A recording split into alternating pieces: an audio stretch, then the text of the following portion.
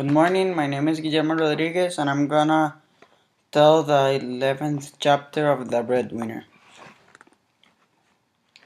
You're all wet, Mariam said as soon as Parvana walked through the door. Are you all right? Mother rushed up to her. Where were you? Why didn't you come home for lunch? I was working, Parvana said. She tried to twist away, but her mother held her firmly by the shoulders. Where were you? Mother repeated. We've been sitting here terrified that you had been arrested. All that she had seen and done that day came rushing into Parvana's mind. She threw her arms around her mother's neck and cried. Mother held her until she was calm again and could talk. Now, tell me, where were you today?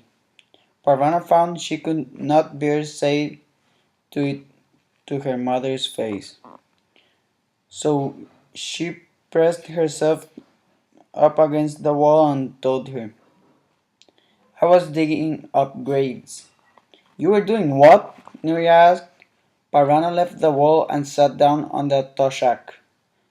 She told them all about her day. Did you see real bones? Mariam asked. Miss Vera told her to hush. So this is what we've become in Afghanistan, Mother said. We dig up the bones of our ancestors in order to feed our families. Bones are used for all sort of things, Miss Vera replied. Chicken feed, cooking oil, soap, and buttons. I've heard of animal bones being used this way, not human bones, but I suppose human beings are also animals. Was it worth it? Nuria asked. How much money did you make? Parvana took the money out of her pocket, then dug the rest of the money out of the shoulder bag. She put it all on the floor for everyone to see. All that for digging up graves, Miss Wiria breathed. Tomorrow you'll go back to reading letters. No more of this digging, Mother declared. We don't need money that badly. No, Parvana said to her mother. I beg your pardon? I don't want to quit yet. Shausia and I want to buy trays and things to sell from the trays. I can follow the crowd that way, instead of waiting for the crowd to come to me. I can make more money. We're managing fine on what you earn reading letters. No, Mother, we're not, Nuria said. Mother spun around to scold Nuria of talking back, but Nuria kept talking. We have nothing left to sell. What Parvana earns keep us in naan, rice, and tea. But there's nothing extra. We need money for rent, for propane, for fuel for the lamps. If she can make money this way, and she's willing to do it, then I think she should be allowed. It was Parvana's turn to stand, Nuria taking her side. Such a thing had never happened before. I'm glad your father isn't here to hear your talk to me with such disrespect. That's just it, Miss Wiria said gently. Their father isn't here. These are unusual times. They call for ordinary people to do unusual things, just to get by. In the end, Mother relented. You must tell me everything that happens, she told Parvana. We will put you in the magazine so that everyone will know. From then on, she sent Parvana off to work with a little packet of naan for her lunch. Since you won't be back at midday, although Parvana got very hungry during the day, she couldn't bear to eat in the middle of the field of bones. She gave her naan to one of Kabul's many beggars, so that someone would get some use of it. At the end of 2 weeks, they had enough money to buy the trays, with straps to go around their necks to carry them. We should sell things that don't weigh much, Shausia said. They decided on cigarettes, which they could buy in big cartons and sell the pack. They also sold chewing gum, by the pack of sometimes by the stick. Boxes of matches fill up the empty spaces of the trays. My T-boys' day are over, Shausia said gleefully. I'm just happy to be out of the graveyard, Parvana said. She was learning to walk and balance the tray at the same time. She didn't want all her lovely goods to fall into the dirt. The first morning back at her letter reading post almost over before she felt something drop on her head. Her aim is getting good, Parvana thought. Two direct hits in a row. This time the gift was a single red wooden bead. Parvana rolled it around her fingers and wondered about the woman who had sent it.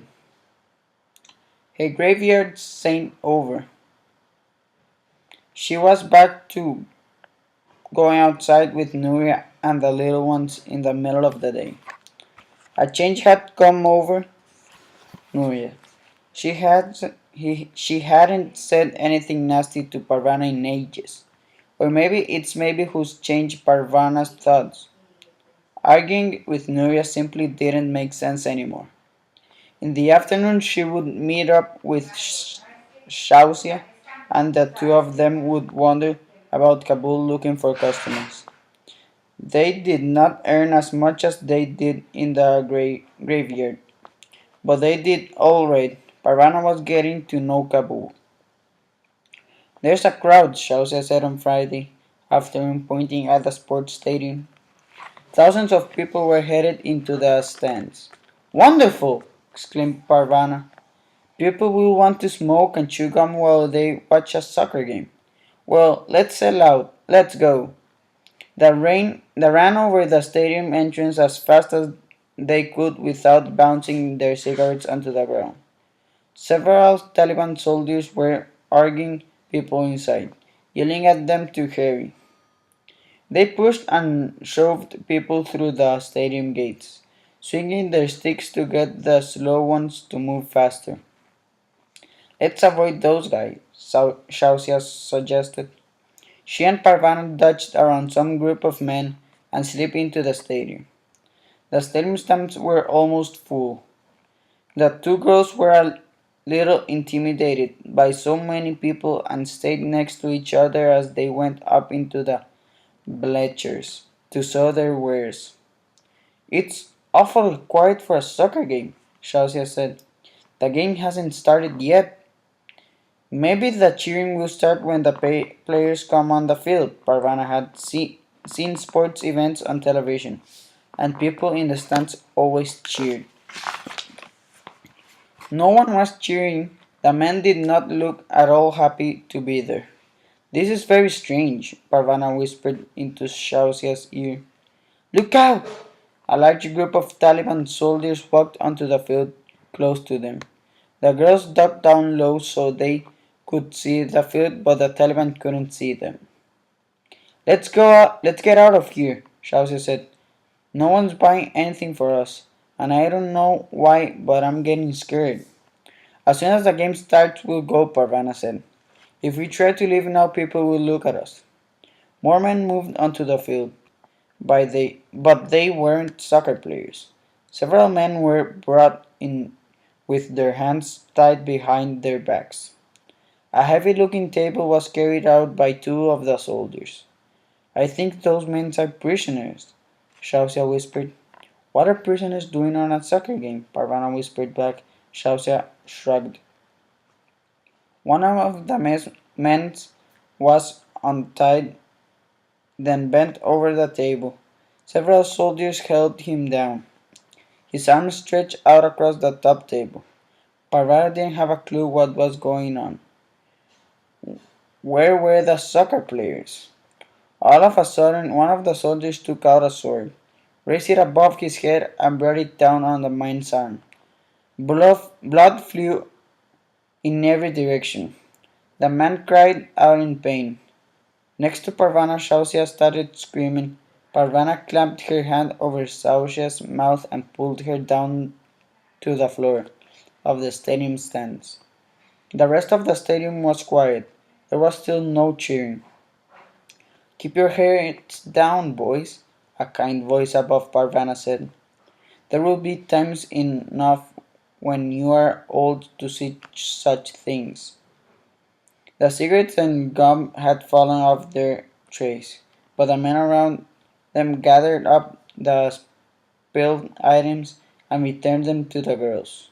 Parvana and Sausha stayed huddled among people's feet, listening to the sword thwack down on 6 more arms. These men are thieves, the soldiers called on to the crowd. See how we punished thieves? We cut off one of their arms. See what we do? Parvana and Shausia did not look. They kept their heads down until the man with the kind voice said, "It's over for another week. Come now, raise yourselves up." He and several other men surrounded Parvana and Shausia, escorting them out of the stadium. Just before she left, Parvana caught a glimpse of a young Talib man, too young to have beard. He was holding up a rose strung with 4 severed hands, like beads of the necklace. He was laughing and showing off his booty to the crowd. Parvana hoped Shausia hadn't seen.